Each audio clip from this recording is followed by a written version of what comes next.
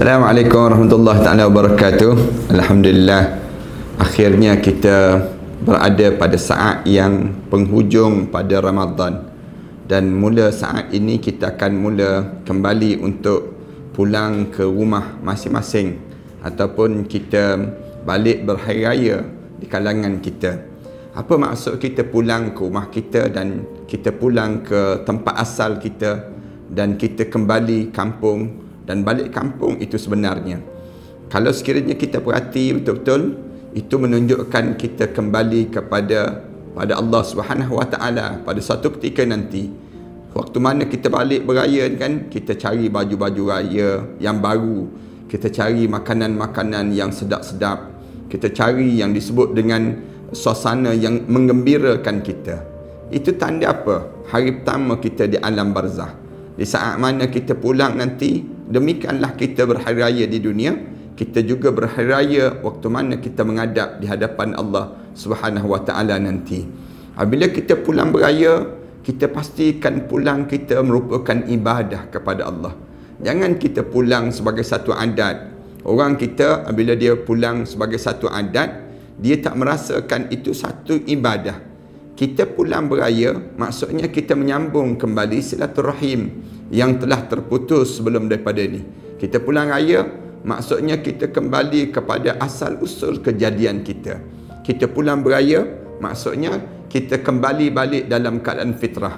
Sebab itu dinamakan Aidil Fitri, Aidil, ataupun kita kembali pada hari yang penuh dengan fitrah dalam hidup kita ini. Apabila kita pulang beraya, kita jangan lagi berbuat dosa. Kita mesti menjadi manusia yang bagaikan kita keluar daripada kandungan ibu kita. Sebagaimana yang disebut oleh Rasulullah sallallahu alaihi wasallam, kullu mauludin yuladu 'alal fitrah. Tiap-tiap anak yang baru lahir itu semua lahir dalam keadaan fitrah. Fa abawahu yuhawidanihi aw yunassiranihi aw yumajjisani. Ibu bapa lah yang mencorakkan seorang anak itu, sama ada menjadikan Kristian, menjadikan Yahudi ataupun memajusikan anak ini. Bila kita buat pulang beraya, kita jangan lagi berbuat maksiat. Kita tanamkan azam yang baru dalam hidup kita. Aku telah menjadi orang yang baru dalam hidup. Aku menjadi orang yang sempurna daripada dosa-dosa.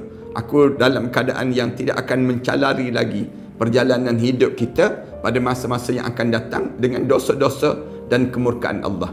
Pulanglah berhari raya dalam keadaan beribadah. Bukan kita pulang berhari raya dalam keadaan adat.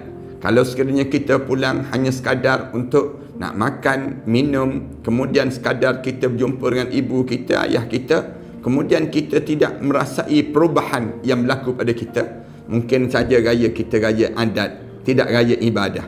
Raya ibadah maksudnya semua tindakan kita mendatangkan pahala. Jangan kita berbuat dosa. Kalau kita buat dosa, maka di waktu ini Allah akan hilangkan kembali kejernihan wajah kita dan bagaimana kefitrahan hidup kita. Kita akan menjadi kotor dalam sesama kita ini sendiri. Saling bermaaf-maafan di antara satu sama lain. Mudah-mudahan Allah jadikan pada diri kita di kalangan orang-orang yang beraya dalam keadaan yang penuh ibadah kepada Allah Subhanahu Wa Taala.